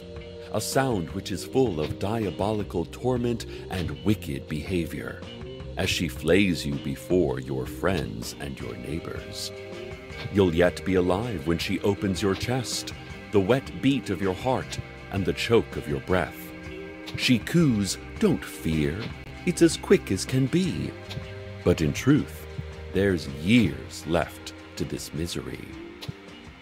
The Faceless Old Woman will simply write some harsh insults in silver Sharpie on the side of an eggplant and hurl it at your family.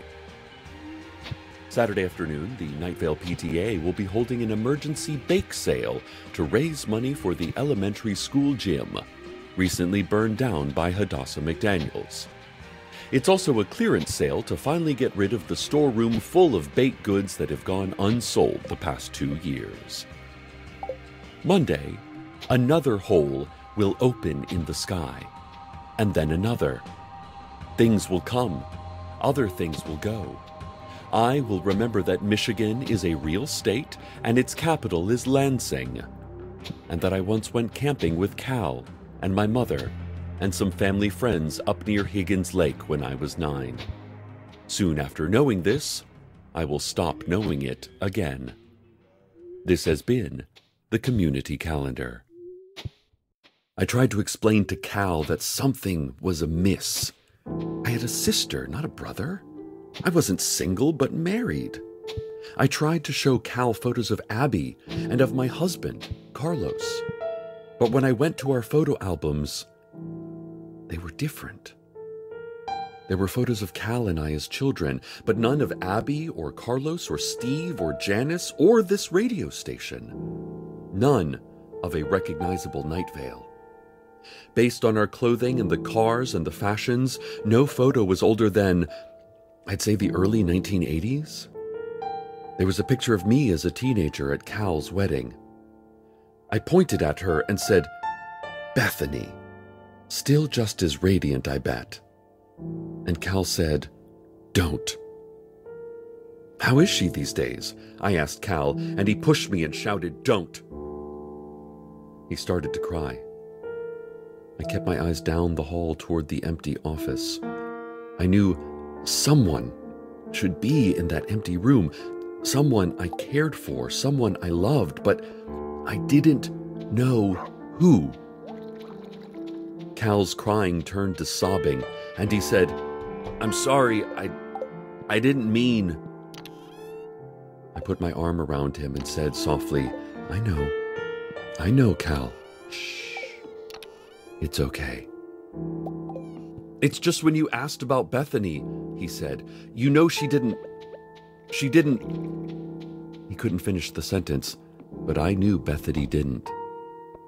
That year, most people didn't. But also, that's not how it happened. And also, I don't have a brother." He quivered in my arms, and above us I heard the sky tearing open. Smoke in the distance. Most days I see distant smoke. "You okay?" I asked my brother. Yes, he said. Thank you for understanding. Sure thing, I said to him. Please, leave my house. And now, the weather. I'm not Robert Frost. If I wrote a poem about the weather, it would start in my car, digging out for an hour. And this town is all just dirt and earth and a little lie and a bigger hurt. No, I shouldn't have left my house in the first place, I guess. But I always go back to where I'm meant to be. I go back to where I'm meant to be. So on a polar high that I found one night, it was cold outside, where your frozen hands are so much like mine, but they don't compromise. Now I'm looking at the ground because I don't want you to leave. I know it's codependent, but I think it's kinda sweet. Out of every person in the city I could ever meet, leaving feels like losing, but I'm learning what I need. I go back to where I'm meant to be. I go back to where I'm meant to be in the morning.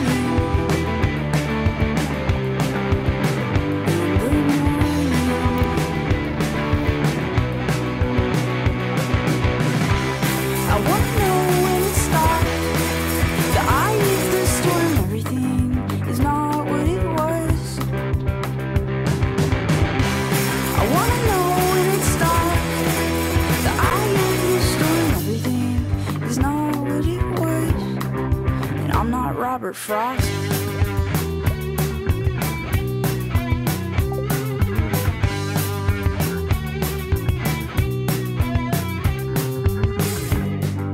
That I'd replied, I wish he hadn't died, I wish a lot of things.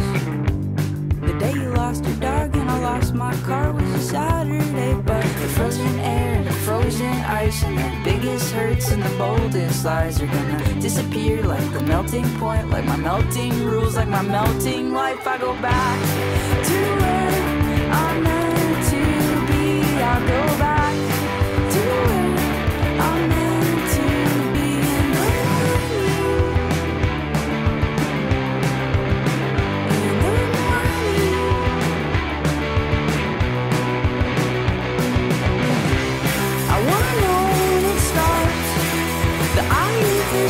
Everything is not what it was. I wanna know when it starts.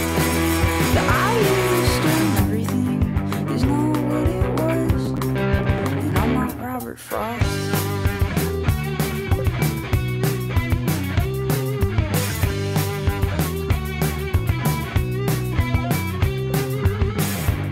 I'm not Robert Frost. If I wrote a poem about decision, it would start and it would end in the same place. I don't talk much about my brother on this show, Cal, because he's not my reality. I almost said he's not real, but that's not true. There is still a blood stain on my rug and a bruise from where he pushed me. I remembered Cal's wedding. I remembered stealing hood ornaments. I remembered the smell of that rosemary bush in that rock garden. But then Cal left. He did not drive away, but vanished as the gash tore open above us. I had trouble remembering his visit, so I wrote it all down. I'm reading it now, to you, verbatim from my journal. And I cannot believe my own writing. Carlos and his office are back. They were never gone, Carlos says. Multiple timelines is basic quantum physics, which is the most exciting kind of physics, he says. This morning, I gave Carlos a tight hug in bed and kissed him along the back of his beautiful hair, perfect, even when matted asymmetrically from sleep. The angels are still standing around the Hall of Public Records, demanding that people look at them.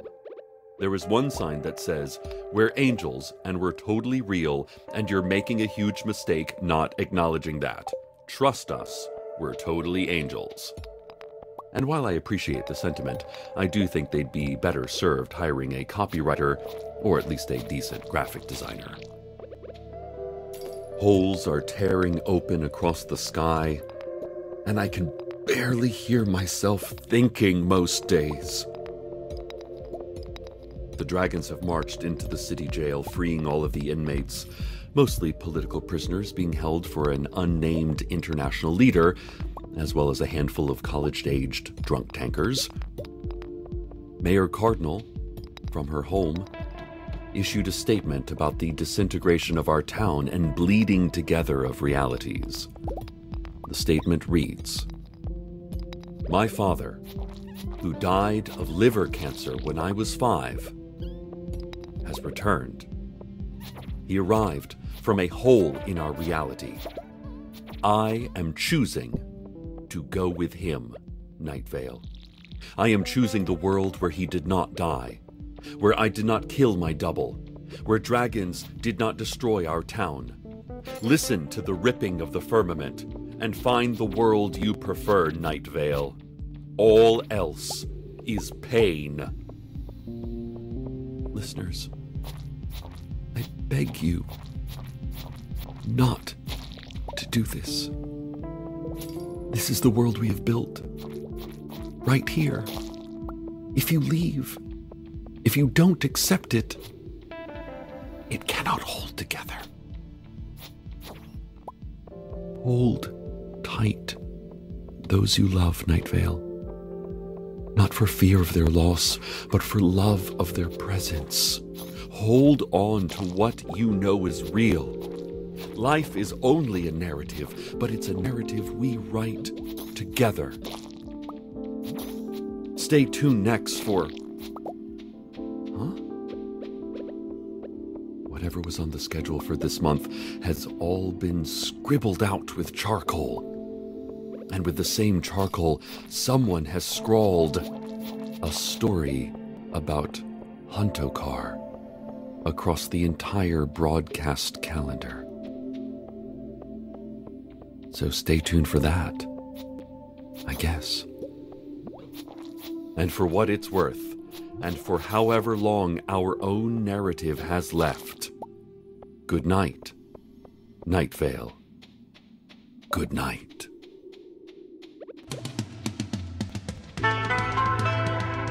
Welcome to Night Vale is a production of Night Vale Presents. It is written by Joseph Fink and Jeffrey Craner and produced by Joseph Fink. The voice of Night Vale is Cecil Baldwin. Original music by Disparition.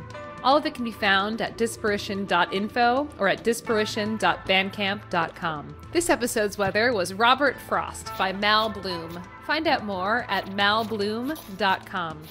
Comments, questions, email us at info@welcometonightvale.com. Or follow us on Twitter at Night Vale Radio, or do whatever you want. You were given free will for some reason. Check out welcometonightvale.com for more information on this show and our other shows, including the Orbiting Human Circus's new between-season presentation, The Second Imaginary Symphony. And while you're there, consider clicking the donate link. We like to make things for you. Today's proverb: you'll catch more flies with honey than with vinegar, but you'll catch even more with a corpse of some sort.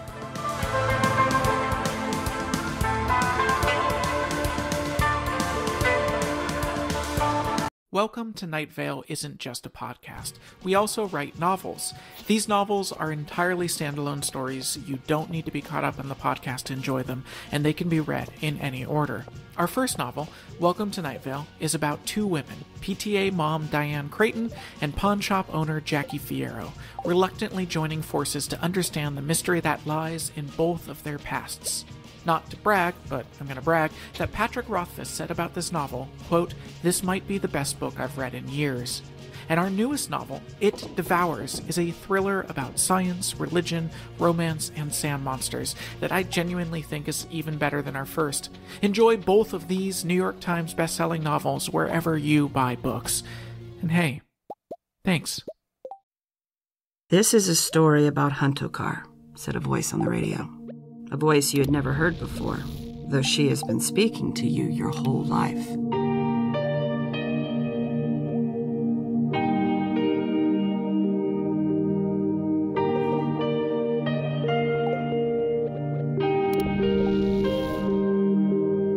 I am Huntokar, the Destroyer. You have already been destroyed. You just don't know it yet. Once, long before this sorrowful now, there was only the Mudwomb. We gods waiting to be born. The woman from Italy, the distant prince, so many others. We waited for time and space to begin. In the Mudwomb, nothing ever happened. Even the idea of action was impossible. In the Mudwomb, you weren't yet, but you knew that someday you would be. And then history began, and we scattered out into the light and the hours. How simple and easy everything seemed in those first few millennia. There was only ever one of anything. The woman from Italy dipped her hand into the stars, running her fingers through the great glowing coils of the universe.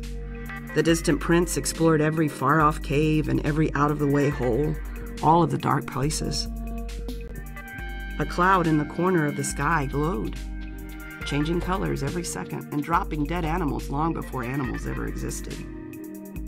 I sat cross-legged in a lake for 10,000 years. But nothing lasts forever. Not even us.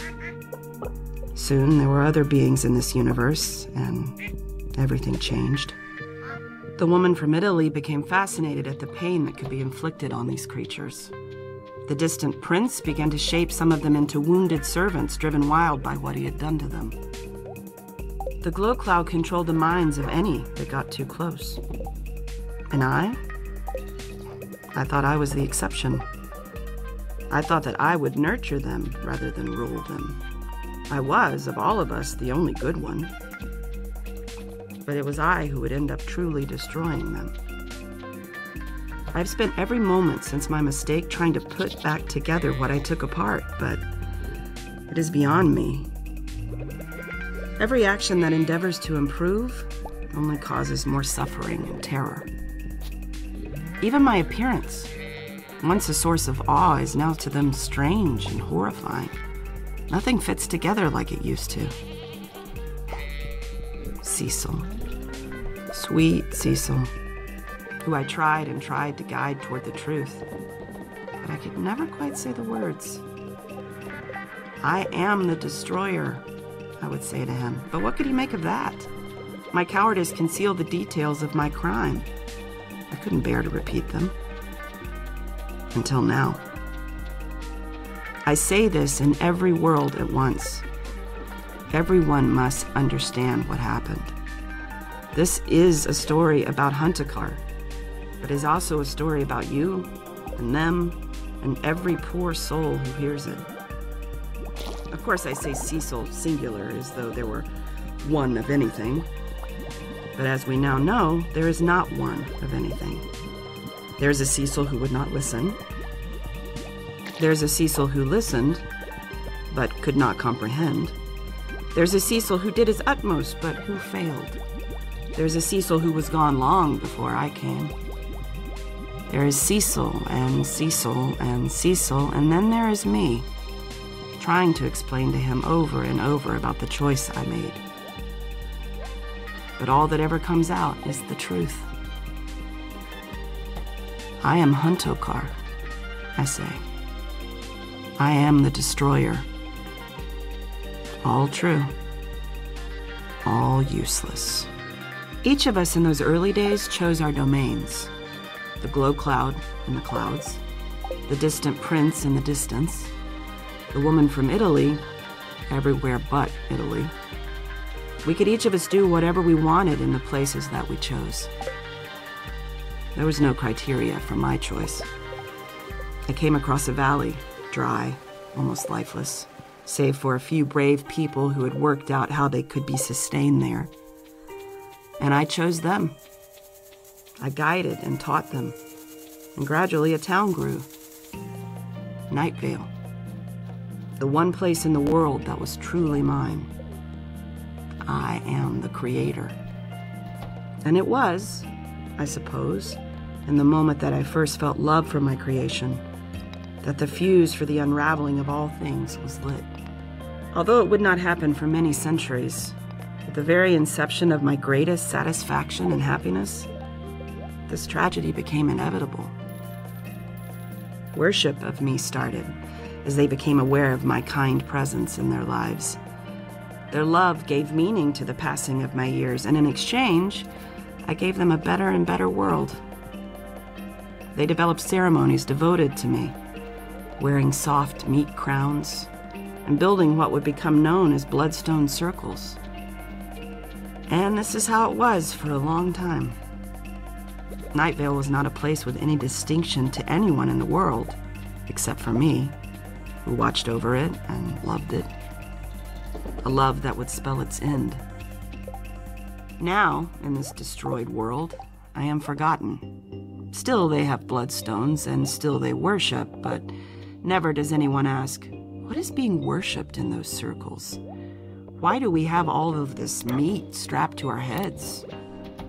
What once was tribute is now a series of gestures, as human and meaningless as they were before I came along. They see glowing arrows in the sky, dotted lines and circles, and they think nothing of them.